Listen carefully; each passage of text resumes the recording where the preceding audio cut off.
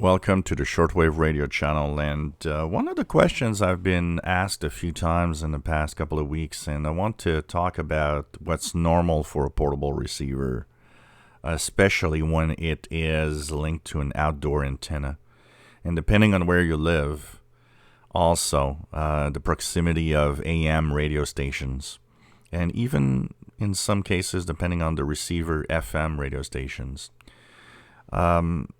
It's the overload possibility of some stations in a receiver, and a lot of people are on the impression that this is, the receiver is bad. They need to return it and get a new one because it probably has a problem. Overload is part of radio. It's always been part of radio, and overload depends on several things. It depends, first of all, on the receiver itself. Receivers of higher quality tend to have less overload problems than receivers that are cheaper. And one of the reasons why is simply in its own design, the way that the filters are done. Some have, high pass, low pass filters in place when you tune certain frequency ranges. And that, of course, helps make the receiver better at dealing with, strong signals around it. But overload on a portable is something that is pretty much standard on every portable radio. Some cope better than others, that's for sure. But, portables are not designed to get 100 feet of wire antenna. They were designed to have peak performance, mainly using the telescopic at first. And because the telescopic antenna is short, they pump up that amplifier to the maximum to try to get as much signals as we can from such a short antenna. What happens is, most of the time, it's the same amplifier that will have to deal with a 100 feet of wire. Now, 100 feet of wire will bring in much more powerful signals inside the radio. That's where the amplifier might have a problem dealing with such strong signals, and you'll see that there's some signals that could appear at some frequencies where they should not be. Or sometimes it's mixing products. You're listening to a station and you hear the audio of another one at the same time because of the overload. One of the biggest problems in overload is AM radio, medium wave, because medium wave, if you live in a big city or live not that far from an AM transmitter, that transmitter is extremely powerful around you. And the radio will have some problems dealing with that. That's why we have filters. There are some filters where you can actually have a high-pass filter, what we call, which means that it blocks frequencies below a certain frequency. In this case, it blocks the AM radio band when tuning shortwave to remove that problem. So these can actually be added to an antenna to attenuate AM overload, for example.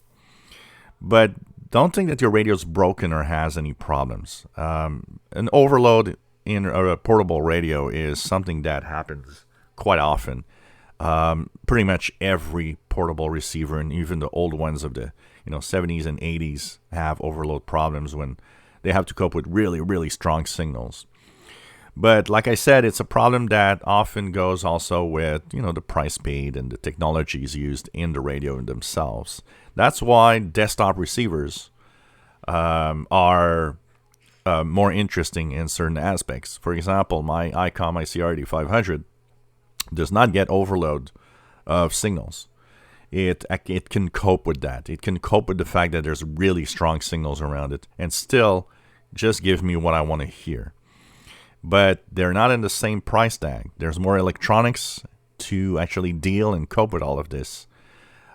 So that's where it goes. And, circuit quality is different. And there's more added filters and more added components to try to remove what is, undesirable on a shortwave spectrum. The best way to cope with overload on a radio, honestly, is if you have a lot of it, that means shorten the antenna. Make the antenna shorter. It's a little too long and you're getting way too many strong signals. So, if you're using 100 feet, well, try 50 feet. Maybe it's going to fix the problem.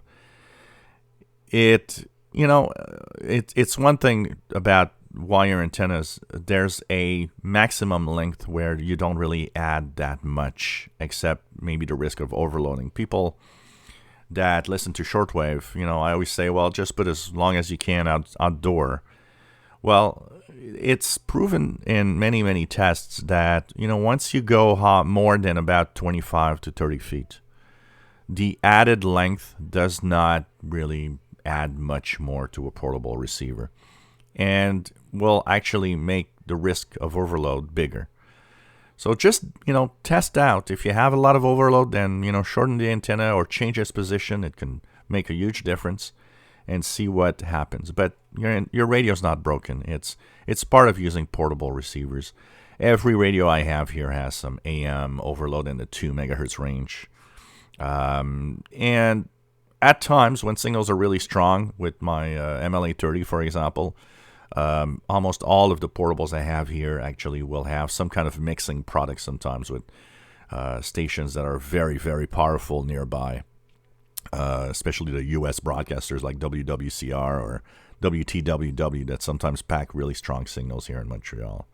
But don't worry, it's part of the deal. It's part of what the radio are, the design of the radio themselves. And like I said, it depends on how the design was done at the same time.